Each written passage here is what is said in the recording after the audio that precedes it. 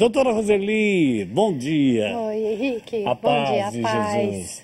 Então me Tudo bem, permita Henrique? agora ter essa honra de sentar aqui para a gente conversar sobre a Que vida. bom, né, Henrique? Tudo bem? Graças a Como Deus. foi seu final de semana? Abençoado. Abençoado. Apesar de um pouco resfriada, mas abençoado. Graças a Deus. Graças a Deus. E eu quero chamar a sua atenção em casa para o tema de hoje. Doutora Roseli, o tema é... Despedindo-se do que faz adoecer. Despedindo-se do que faz adoecer. O que significa isso, doutora Roseli? Despedir do que me faz adoecer. Não, muitas vezes nós não temos uma consciência clara daquilo que nos adoece, né? Tanto nas três dimensões do ser humano, que é a bio, né, é a psíquica e espiritual. Eu acho que é um momento assim de nós refletirmos um pouco, trazermos um pouco esse assunto para que as pessoas possam ir tomando consciência de que no dia a dia elas podem desenvolver dinâmicas, né, muitas vezes inconscientes, que levam mesmo a padrões de adoecimento, a padrões destrutivos, né? Eu percebo, doutora Roseli, que muitos de nós se preocupamos assim com exagero, às vezes, com as nossas enfermidades físicas. É claro que nos abala, porque nós sentimos dores, a gente corre para o médico, né? A gente faz um exame, sem uma dor de cabeça, toma um remédio. Mas será que eu estou errado de dizer que muitas dessas enfermidades físicas podem ter sido geradas por traumas, por coisas que eu fiz para o outro, para mim mesmo, e que ficaram na minha parte psicológica e que isso não está resolvido? Sim.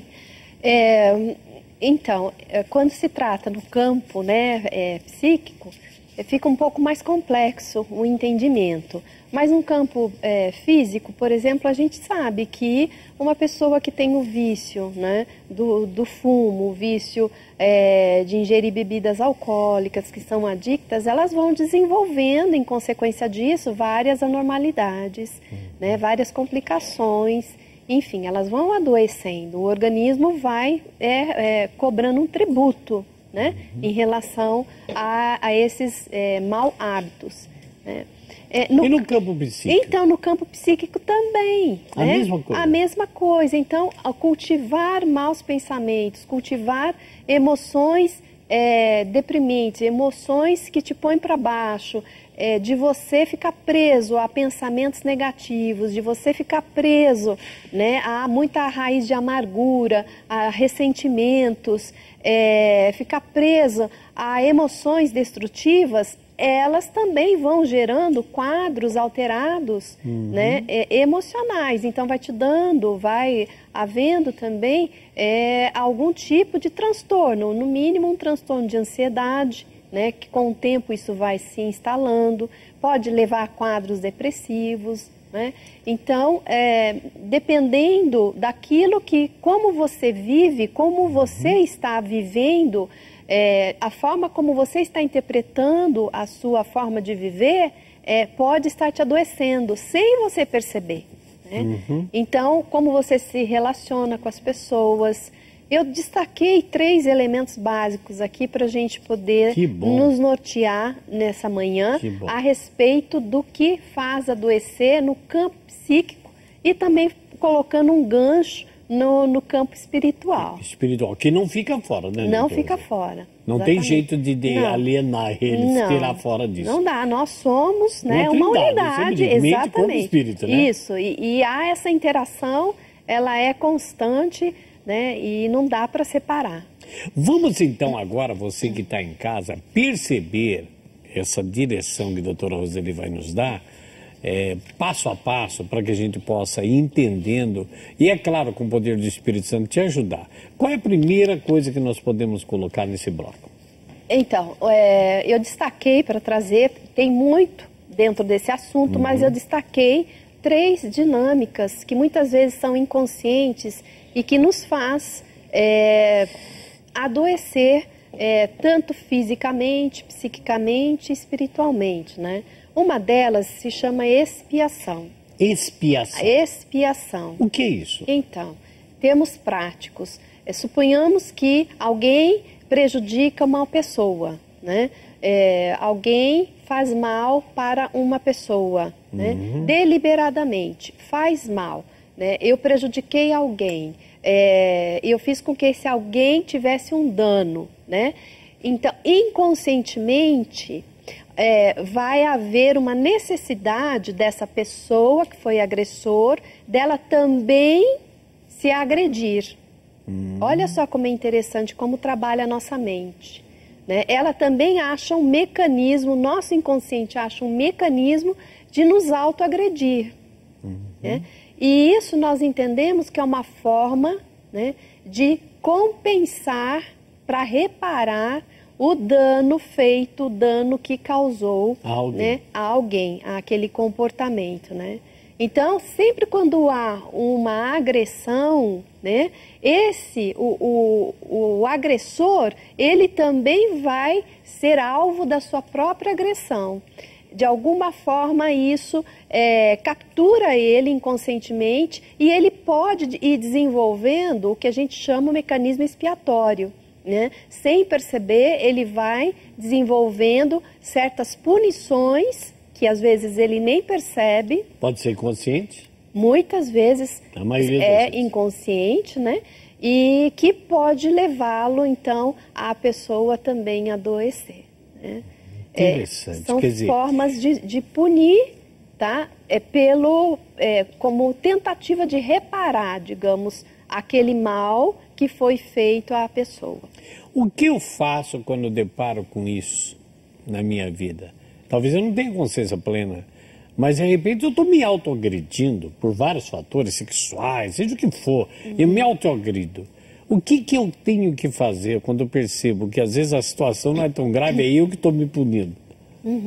Então, é necessário... Se é que eu percebo. Exato, por isso que é necessário sempre ter alguém ou acompanhando ou apontando uma luz para que essa pessoa venha a se perceber. Por que você, por exemplo, está nesse mecanismo de uma autossabotagem? Ou por que você está sempre com esse ranço, está sempre com essas feridas abertas, né? Porque ao mesmo tempo que a pessoa agride, ela também se autoagride.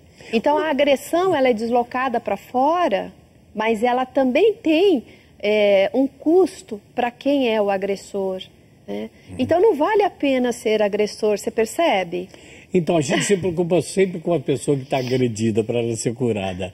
Mas eu que agredi você, de uma forma ou de outra, te ofendi, fiz algum mal para você, eu fiquei com mal dentro de mim também, porque partiu daqui. Isso. Eu tenho que resolver isso. Isso.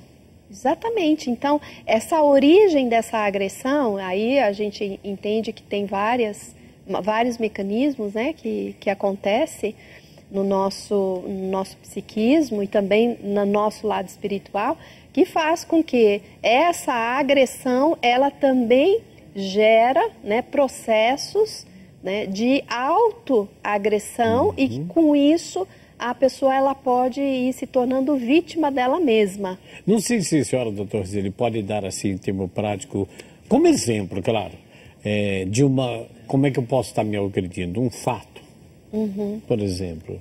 Então, se você desloca uma palavra maldita para alguém, né? Ou que você xinga alguém, que você fica irado, que você tem raiva. Então, né? De alguma forma, o teu inconsciente vai buscar situações de você repensar nisso, né? E você poderá ficar pensando, ficar com aquela emoção paralisada, não digerida em você, o seu estado de ânimo vai ficar alterado, né? E você, às vezes, pode até, né, sofrer algum acidente, digamos, buscar sofrer algum acidente como forma de você compensar aquela agressão. Inconsciente, talvez como se eu estivesse me punindo por algo que eu fiz.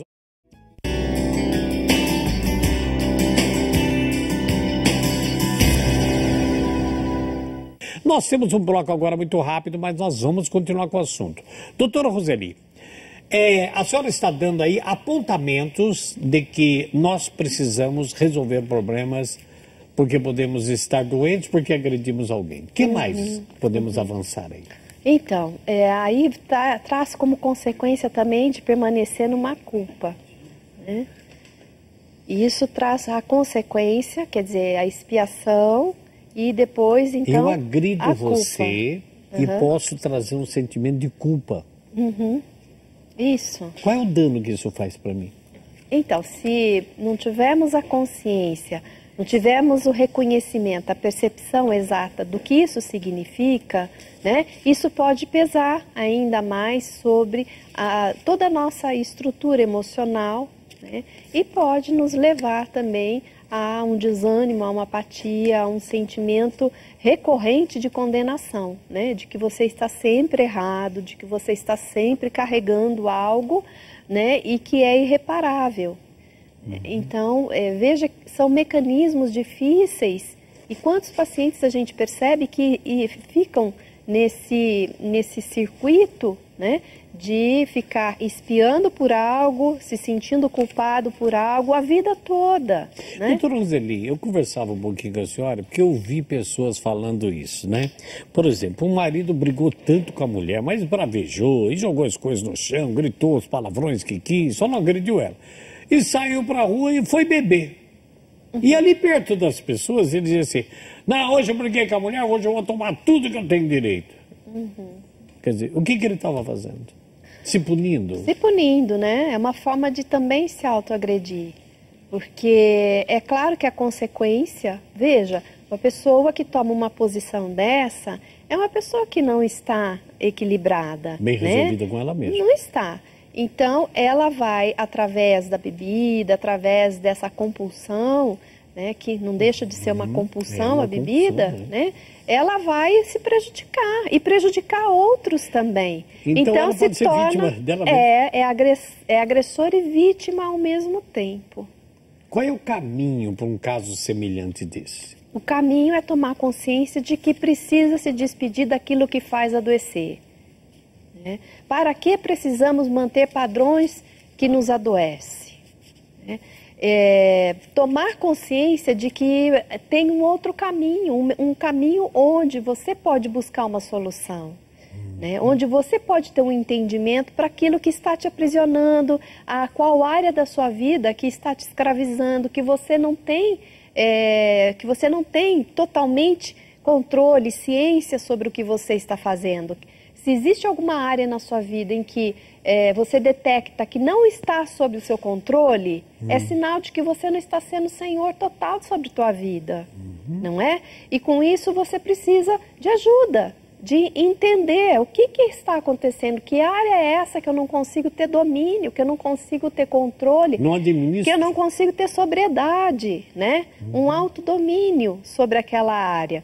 Então você acaba gerando agressão sobre agressão e essa agressão sobre agressão também vai trazer como consequência, né, uma autoagressão. Então você acaba se tornando vítima da sua própria agressão. Como já vi pessoas que depois de agredir outros dizer, não quero comer, não vou almoçar, não vou jantar, eu quero morrer, quero acabar com a minha vida. Quer dizer, ela foi agressora, de repente ela está se autoagredindo e também está sendo vítima disso. Isso. Um exemplo assim, muito prático que a gente observa é que quando os filhos agridem seus pais, né? Isso, a consequência disso é terrível para os filhos, tá? Porque agredir os pais é agredir a si mesmo, agredir a fonte, a raiz da sua própria vida, não é? Então, quando você agride, faz esse movimento de agressão, seja de agressão, de contestação, de rebeldia, né, em relação aos pais, o inconsciente, ele te move a forma de você se reparar, esse erro, né, como uma forma de autopunição. Então esse filho, ele vai carregar um desconforto, no mínimo um desconforto emocional. Ele, com o tempo, ele poderá ter prejuízos na sua vida afetiva, na sua vida profissional. Pode ser que ele não consiga almejar aquilo que ele planejou para a sua vida, não venha a ter sucesso, venha a ter fracassos, como forma inconsciente de se punir por aquela atitude de agressão e de distanciamento em relação aos pais. Talvez ele tivesse até sucesso, mas aí há uma punição para Não Sim, quero, não quero como se... Porque a pessoa ela fica escrava, ela fica dependente daquele sentimento, né, de que ela agrediu alguém, né, que pela ordem da vida ela jamais poderia, né, tomar uma atitude de agressão a alguém que foi canal de vida para esse ser, né? E esse mecanismo é um mecanismo de autopunição, de autossabotagem, né, que faz adoecer. Então, esse exemplo dos filhos se voltarem, né, se rebelarem, contestarem, enfim, contra os pais, vai ter um efeito malévolo sobre o filho, né? Muito bem, olha, esse bloco é um pouco mais curto, doutora Roseli, mas que maravilha que a gente vai abrindo a nossa mente, o nosso coração. E a senhora disse aí uma palavrinha no começo sobre expiação, mas parece que eu queria que nós voltássemos no outro bloco falando daquele que expiou nossos pecados, né? Jogar essa parte aí espiritual para a gente poder ver que nós temos um lugar para depositar isso. Exatamente. Né? Isso. Como se fosse um depósito de lixo. Eu tenho onde pôr o meu lixo. Isso. Eu tenho onde colocar a minha sombra. Exatamente. Né? Quais são as minhas sombras? Eu vou me abrigar onde? Isso. Muito bem.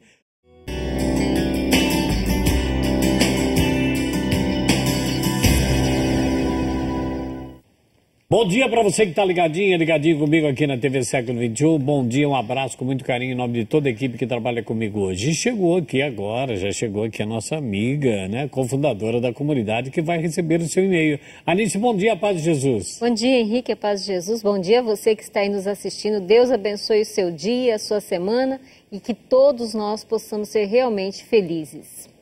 E estamos aqui com a doutora Roseli hoje para conversar sobre essa situação terrível da autopunição, né?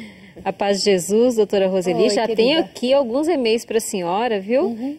Espero que nós possamos ajudar muitos aqueles que estão nos assistindo. Vamos começar por aí? Né? Vamos. Vamos lá. Estou recebendo aqui, Henrique, um e-mail da Daniela. Ela é de Rodeio, Santa Catarina. Ela está dizendo que está muito feliz em revê-lo com saúde no programa. Obrigado. E ela percebe hoje que ela está vivendo tudo isso que está sendo falado na vida dela. Está sendo uma batalha espiritual e ela quase entrou em depressão.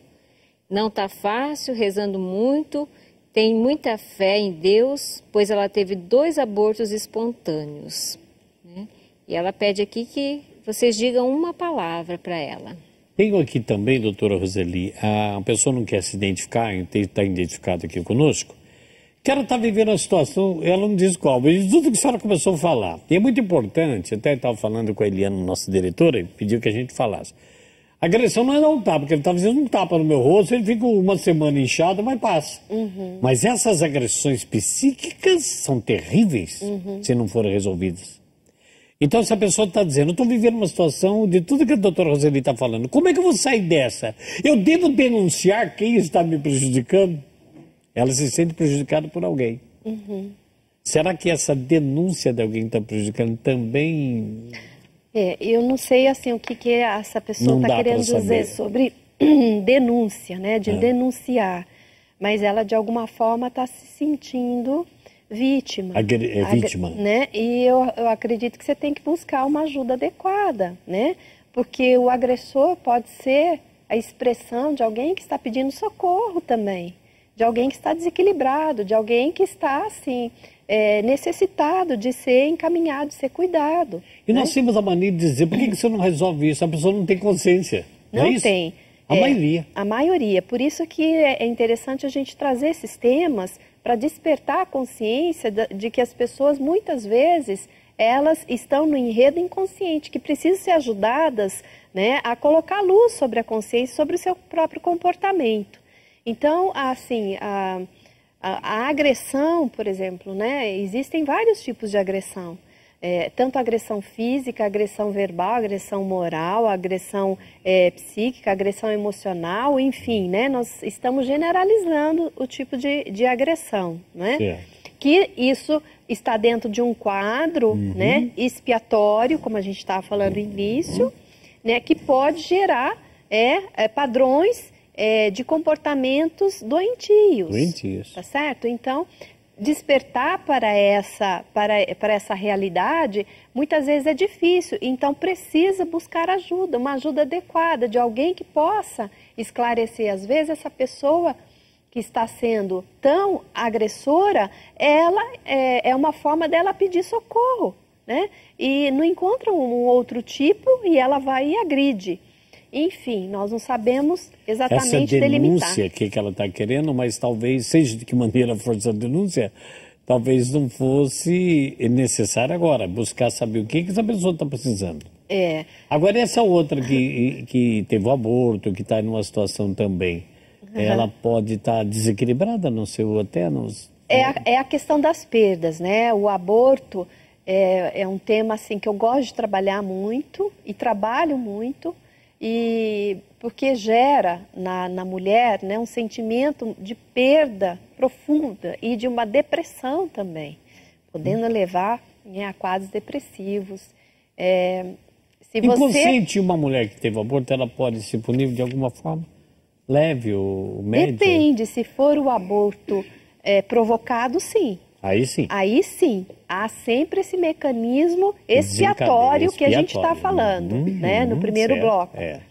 Agora, quando é espontâneo, totalmente espontâneo, quer dizer, não houve nenhum interferência tipo de... Aí pode também, dependendo da sensibilidade emocional e psicológica, às vezes a mulher ela pode também procurar algumas razões para se punir.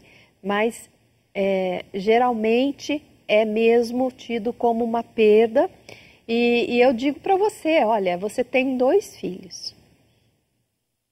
Você teve 2 gestações. Ela tem 2 filhos. Tem 2 filhos, você é mãe. Não estão presentes, mas ela tem 2 filhos. Não está com você, está em Deus. Mas é importante você reconhecer que você é mãe de 2 crianças. Então, dê um nome para essas crianças, mesmo que você não saiba do sexo dessa criança, né? Mas dê um nome e se dirija com amor a essas crianças que estão em Deus, né? Nós cremos que estão em Deus. Amém. A nossa fé nos diz que essas crianças estão em Deus, né? E que um dia, quando você partir dessa vida, dessa realidade, você os encontrará novamente. Então, tome seus filhos no seu coração com amor. Né? Como você tem 2 crianças, dê o nome a eles e faça com que você lembre deles com amor. E Deus há de abençoar você na sua vida para que, se sendo da vontade dele, ele te presenteie com mais filhos, né? Amém. Doutor, eu tenho aqui, eu vou me permitir a não falar o nome dele, é um homem, né? Raro o homem ligar, mas um homem ligou aqui de Campinas, esse meu irmão. Bom dia para você, diz assim: sou casado há 30 anos, doutor Roseli. A minha esposa é muito alterada. E eu chego até a chegar à ignorância de mostrar porque ela está errada. Como é que eu devo proceder? E olha que o meu filho é igualzinho à mãe. O que será que está vendo lá com esse irmão? Olha, se você tenta mostrar que ela está errada, ninguém gosta de ser contrariado. É provável que ela não vai te ouvir. Você tem que mudar a sua estratégia, né? Talvez ressaltando alguns aspectos para que você consiga entrar num diálogo. Consiga entrar num diálogo com ela, né? Ou até mesmo procurar entender o que faz com que ela seja assim, né? Talvez geniosa, talvez brava, talvez alterada, impulsiva. Será que ela não precisa de uma avaliação médica? Será que ela não precisa de uma avaliação psicológica? Será que ela não está com algum tipo, né, de algum transtorno, de que precisa ser tratada, precisa ser entendida? Que já pode ter trazido antes do casamento? Sim, né? Porque 30 anos, né? Quantas coisas aconteceram na vida de vocês, né? Então, precisa de avaliar para que você possa obter um bom resultado, uma boa solução. Muito bem. Tem mais alguém aí, Anice? Sim, Henrique, tem aqui mais um irmão também participando conosco, está dizendo bom dia, que ele assiste o programa todas as segundas-feiras. Um abraço. Ele diz assim: tem pessoas que erram, somos limitados, todos nós erramos.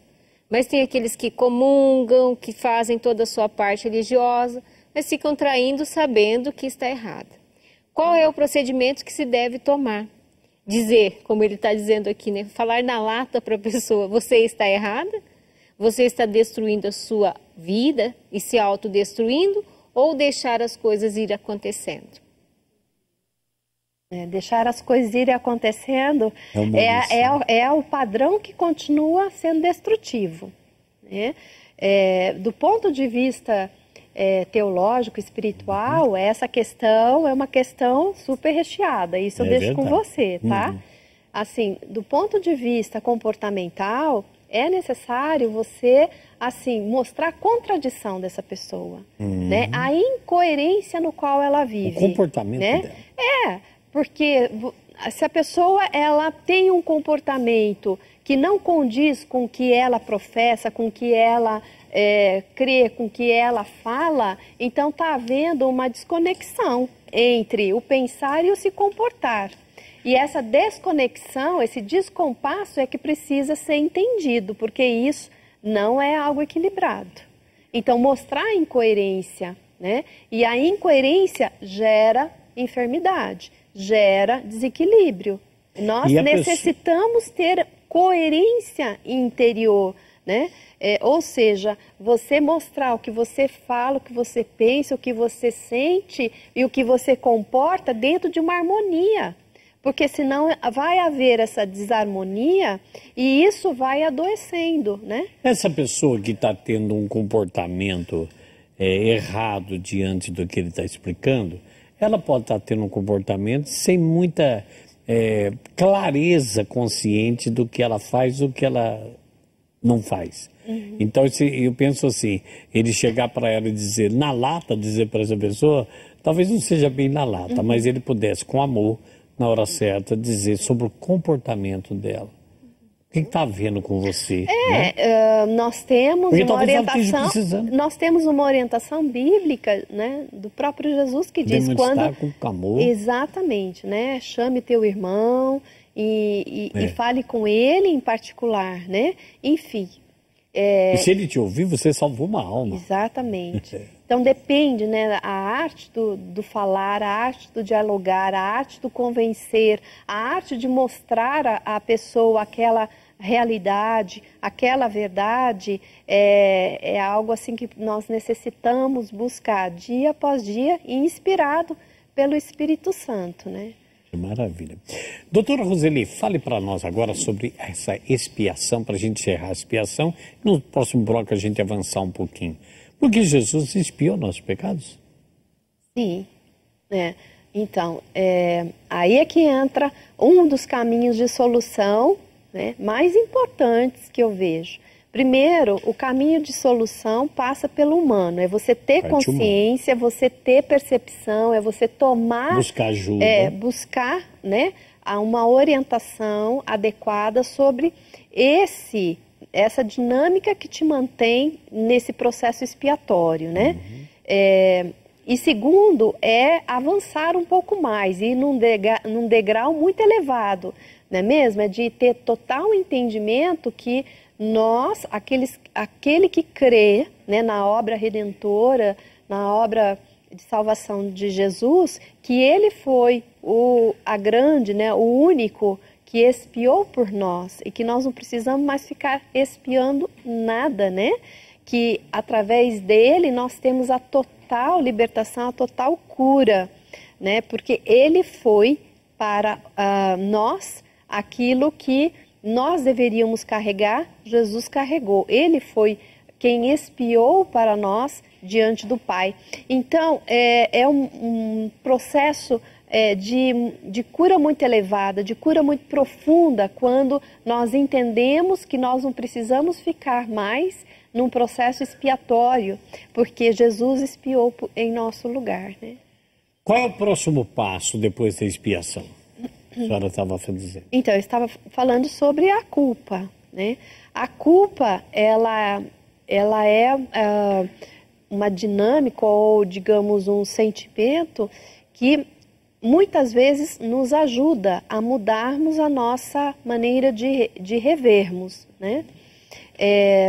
Muitas vezes a culpa, ela nos leva a uma atitude de mudança de vida, né?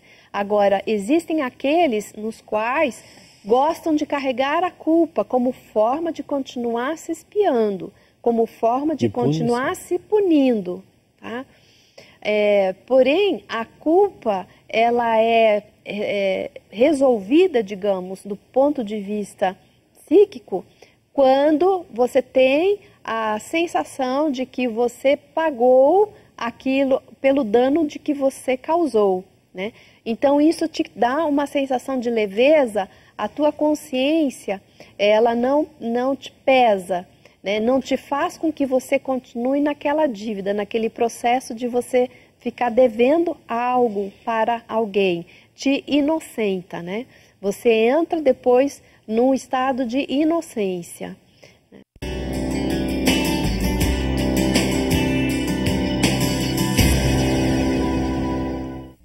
Você está no programa Você Pode Ser Feliz da TV Século XXI, lembrando o versículo 1 do Salmo 149, cantai ao Senhor o cântico de vitória. Doutora Roseli, vamos fechar o nosso assunto, porque o programa corre quando o assunto é bom, né? O que mais a senhora pode fechar esse assunto para que as pessoas em casa possam entender essa situação dessa doença? Então, eu falei que nós íamos comentar 3 né, posturas que nos mantêm naquilo que adoece. Então, a primeira é a expiação, a segunda a culpa, a terceira, sabe qual é a consequência? É a lamentação.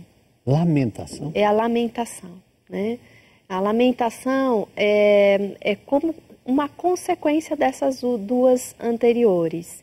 Então, as pessoas que ficam num estado de lamentação, que a alma lamenta, né? Que ela fica reclamando o tempo todo, fica olhando para o passado, fica ruminando, fica com aquele ressentir, né? Mas naquela postura de se lamentar do que perdeu, do que foi, do que poderia ter sido melhor, poderia ter feito diferente. Essa postura de lamentação mantém ela cativa, presa num padrão, né? Que pode acarretar em algum tipo de patologia, né?